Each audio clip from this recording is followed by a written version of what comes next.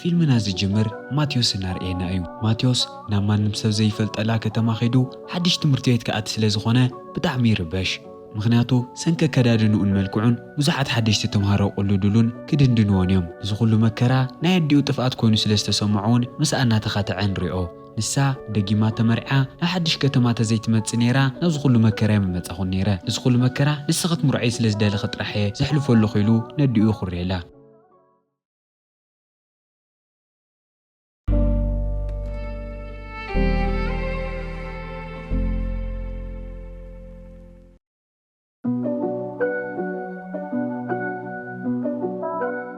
ናይ መጀመርያ ናይ ትምህርቲ መዓልቱ ናብ ክላስ ከኣትን ከሎ እቶም ካልኦት ተምሃሮ ንውር ክዳውንቲ ተኸዲኖም ንወይኑ ሱፍ ከም ዝተኸደነ ይርኢ ኣብቲ ትምህርቲ ቤት ንመጀመርያ ግዜ ዝቐለደሉ ሰብ እውን ኔክ ይኸውን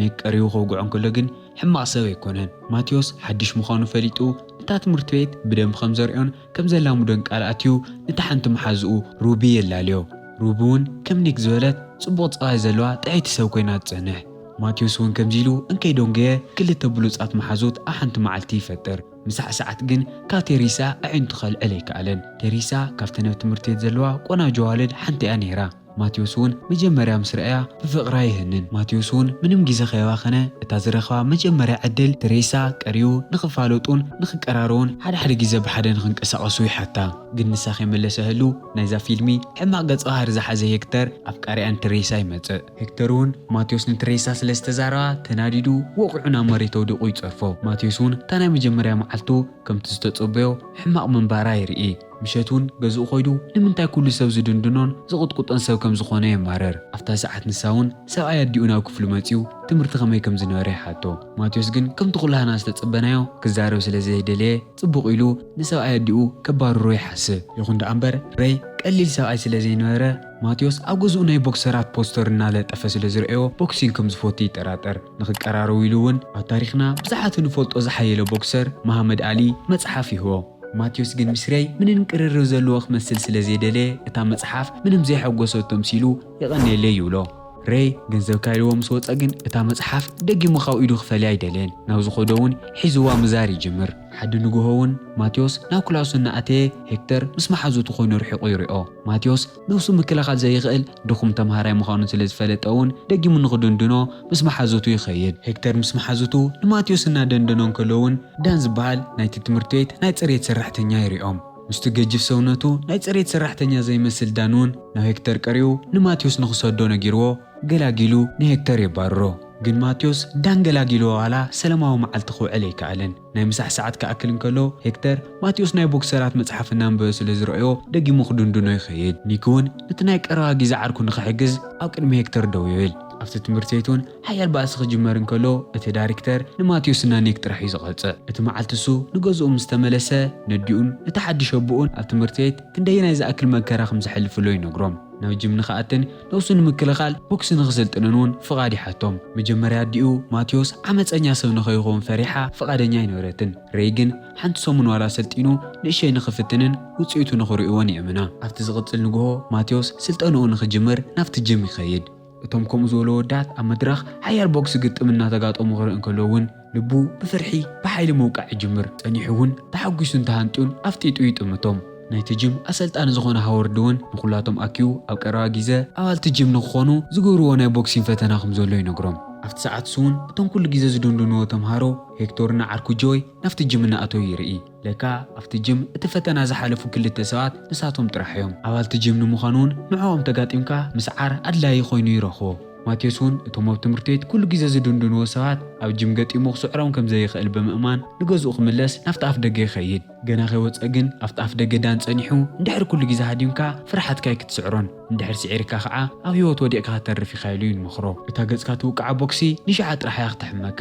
ሕዚ ፈሪሕካ ተሃዲምካ ግን ዕድመ ልክዕኻ ናተጣዕስካ ኢኻ ክትነብር ኢሉ ንማቴዎስ ናብ ውሽጢ ንኽምለስ የበረታትዖ ማቴዎስ እውን ብተስፋን ሓቦን ተመሊኡ ናፍቲ ናይ ውድድር ቦታ ይምለስ ማቴዎስ ናፍቲ ናይ ቦክሲንግ መድረክ ድዩ እንከሎ ግን ናይ ዳን ቃላት ክንድኡ ይሓግዝዎን ምኽንያቱ ሄክተር ኣብ ሓንቲ ጸጋዕ ጸጊዑ ብተደጋጋሚ ውንኡ ክስሕት ክሳብ ዝቐርብ ብቦክሲ ይወቕዖ እቲ ጨዋታ ሃወርድ ጠጠው ክሳብ ዘብሎ እውን ማቴዎስ ዋላ ሓንቲ ቦክሲ ከይሞከረ ኣብ ጸግዕ ደው ኢሉ ይውቃዕ مشيو كل سو كافت جيم مس وصى ماتيوس بويني قري دانون مصيو نمنتاي كم زيوقعن انتاي يحسب كم زنورن يحطو مرال نملعالون دان زي من تاريخ نغرو دان أحد جيزة فلوتن تفرحن بوكسري نيرو جنفت ساعات سو زي كون وسانتات وسينو حزنا يتصريت سرحتنيا خويني يسرح له أو أن ماتيوس بزعوا بوكسين كل زفولت أنا جري مهرو كوز حزنيو زالت أتنكرو نهكتر نمقت أمن خقلون دحر تمرتي ما نمسو كيف فلتا دان كل جيزة يسلطنو ماتيوس عرسو من كل خالص قلت أنكار راسون خون سلت أنا خجمرن كلو دان قلتي فخم زدكم لو يستوعل جن ماتيوس قلتي فزدوخ مالو مغنات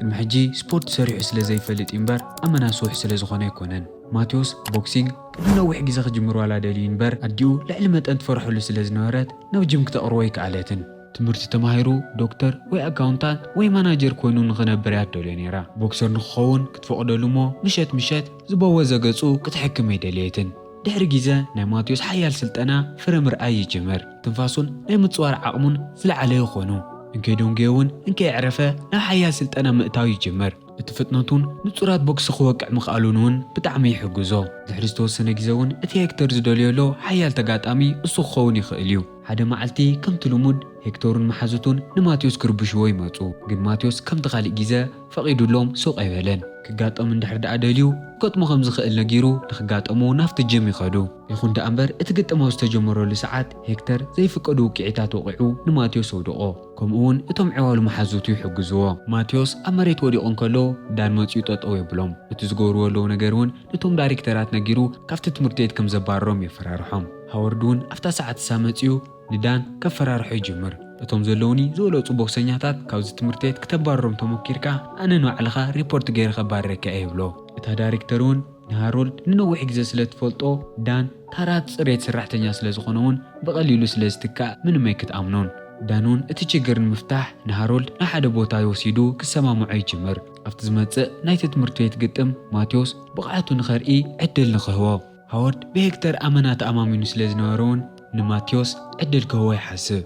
ግን እንድሕር ደኣ ከዓ እትኾይኑ ካብ ወለዱ ፍቓዶም ዘለዎ ፊርማ ሒዙ ክመፅእ ኣለዎ ኢሉ ንዳን ይነግሮ ግን ናይ ወለዱ ፍቓድ ቀሊል ነገር ኣይነበረን ብፍላይ ከዓ ማቴዎስ ሓንቲ ዓይኑ ቀይሓ ንገዛ ክምለስ እንከሎ ኣዲኡ ዓይኑ ተወቂዑ ክትሪኦ እንከላ ድሕሪ ትምህርቲ እንታይ ይገብር ከም ዘሎ እናሓተተት ትናደድ ኣብቲ ዝቕፅል መዓልቲ ዳን ንማቴዎስ እንታይ ከም ዝገበረ ይነግሮ ማቴዎስ በቲ ዜና ዋላ ብጣዕሚ ተሓጒሱ ይፅናሕ ኣዲኡ ብጣዕሚ ከም ተቸግረላ ይነግሮ ቦክሲንግ ክንደየናይ ዝኣክል ሓደገኛ ምዃኑ ስለ ዝፈለጠት ፈፂማና ኸኣቲ ኣይትፈቕደለይን ኢሉ ንዳን ይነግሮ ኣፍታ ነጥሳ እውን ኩሉ ግዜ ድሕሪ ኣዴኻ ትሕባእ ኣይትኽእልን ኣዴኻ እውን ዕድመ ልክዓ እናተኸላኸለልካ ኣይትነብርን ሰብኣይ ኩን ንነብስኻ እውን ሓላፍነት ውሰድ ኢሉ ንማቴዎስ ይነግሮ ኣብዛ ሰዓት እዚኣ እዛ ውሳነ ተዘይወሲንካ ካብቶም ዝቕፅሉ ዓመታት ንነብሰይ ዘይተቓለሱ ኢልካ እናተናስሓኻ ክትነብር ኢኻ ኢሉ ይጠንቅቖ ነቲ ግጥም ሰሙናት ቀሪቦ እንከሎ እውን ዳን ንማቴዎስ ኩሉ ዝፈልጦ ነገር ከም ዘሰልጥኖ ቃል ይኣትየሉ ግን ሕዚ ነዲኡ ምእማን ከቢድ ነገር ስለ ዝኾነ ንሳ ከይፈለጠት ክስልጥኑ ይሓስቡ እቲ ግጥም ሰዓት ግን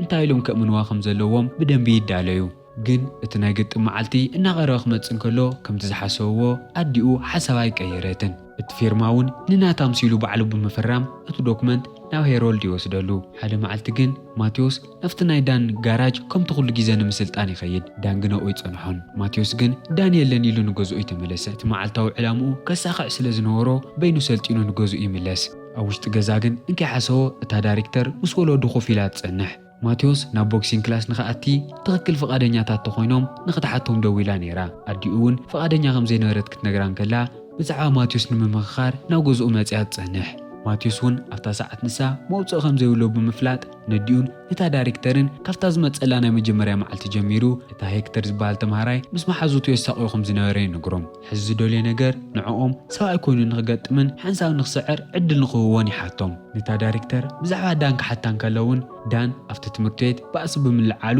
ከም ዝተዋረረት ትነግሮ ማቴዎስ እውን ሓሪቑ ናብቲ ገዛ ክወፅእ እንከሎ ኣዲኡ ብተግባሩ ብጣዕሚ ትናደድ ግን ማቴዎስ ኣዲኡ ስለ ዝተናደደት ምንም ኣይተገደሰን እዛ ሰሙን እዚኣ ዝገብሮ ነገር ናይ መጻኢ ህይወቱ ትውስን ምዃና ስለ ዝፈልጥ ናብቲ ዳን ዝነበረላ ጃልባ ኸይዱ ነቲ ዘምፀሉ መከራ ይቅርታ ሓቲቱ ነቲ ዝመፅሎ ግጥም ስልጠንኡ ንኽቕፅለሉ ንዳን ይሓቶ ዳን እውን ድሕሪ ሕጂ ንዓኻ ዘሰልጥነካ ነገር ኣይተረፈን ኩሉ ቴክኒካት ተርእየካየ ሕጂ ዓርሲ እምነትካ ወሲኽካ ንገዛኻ ተመለስ ኢሉ ይነግሮ ሕዚ ተረፈካ ነገር ተሃልዩ ምስ ወለድኻ ነገራት ተስተኻኺልካ ንሄክቶር ምግጣም እዩ ውፅኢቱ እውን ፅቡቕ ከም ዝኸውን ኣይጠራጠረን ኢሉ ንማቴዎስ የረጋግዖ። ማቴዎስ ድፍሮ ተኣኪቡ ንገዝኡ ክምለስ እንከሎ ኣዲኡ እቲ ጉዳይ ደጊማ ስለ ዝሓሰበሉ ናብቲ ውድድር ንኽኣቲ ክትፈቕደሉ ትውስን። እሱ ጥራይ ዘይኮነ ኣብቲ ግጥም ሰዓት ኣብ ናይ መጀመርያ ወንበር ኮፍ ኢላ ከም ትድግፎ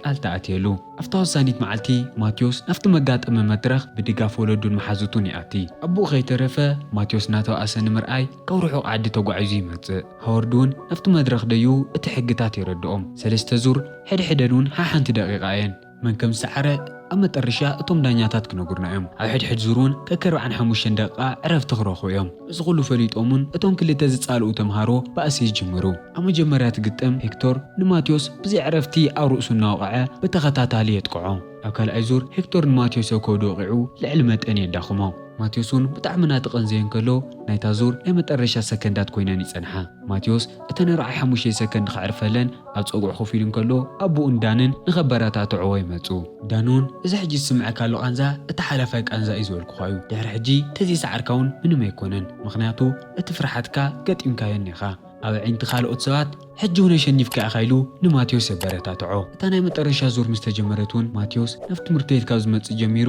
ሄክቶር ክንደይ ግዜ ከም ዝድንድኖ ነበረ ሕድሕድ ይረኣዮ። እቲ መዓልታት ዝበለጸ ጠንክሮ ዝነበረ እዩ ዝመስል። ሓንቲ ዕለት ብዝዘከረ ቁፅሪ ዝበለጸ ቦክሲ ይወቅዕ። ፈጣንን ዘይተጸበያን ቦክሲ ንሄክተር ገጹ ምስ ወቕዖ ግን እዚ ኩሉ ግዜ ዝድንድኖ ነበረ ወዲ ውንኡ ስሒቶ መሬት ይወድቕ። ግን እቲ ዳኛ ክሳብ 10 ከይቆፀረ እንከሎ ሄክተር ደጊሙ ስለ ዝተስአ እቲ ጨዋታ ስዒሩ ይውድኦ። ግን ከምቲ ዳን ዝበሎ ብዕንትቶም ተኸታተልቲ እቲ ትክክለኛ ሰዓራይ ማቴዎስ እዩ። ሄክቶር እውን ብብቕዓቱ ብጣዕሚ ስለ ዝተደነቐ ይቅርታ ሓቲቱ ንማቴዎስ ናይ ሰላም ኢድ ይዘርግሐሉ። ሃዋርድ እውን ሎማዓንቲ ዝሰዓረ ሄክቶር ዋላ ይኹን ደኣ እምበር ማቴዎስ ብደንቢ ስለ ዝተቓለሰ ኣጣቕዑሉ ኢሉ ነቶም ተኸታተልቲ ይነግሮም። ሄክተር ኣብዚ ዓመት እዚ ናብ ሃይ ስኩል ስለ ዝኸይድ ናይ ትምህርቲ ቤትና ዋና ቦክሰር እውን ማቴዎስ ምዃኑ ከፍልጠኩም ይፈቱ ኢሉ ንኩሎም ተኸታተልቲ ነጊሩ ንማቴዎስ ይሕጉሶ። እዚ ታሪኻዊ ፊልም እውን እቲ ሓደ ግዜ ኩሉ ዝድንድኖ ነበረ ወዲ ፍርሓቱ ንኽገጥም ብምውሳኑ ናይታ ትምህርቲ ቤት ተፈታውን ክቡርን ሰብ ኮይኑ እናረኣናዮ ትውዳእ። ፈቲኹም ኣቕትኩም ተስፋ ይገበር። ሓደሽቲ ኮይንኩም ቻነልና ሳብስክራይብ፣ እዚ ቪድዮ ድማ ላይክ ኢልኩም ሕለፉ። ደጊምና ክሰንረኸብ ሰላይ ጸኒሒት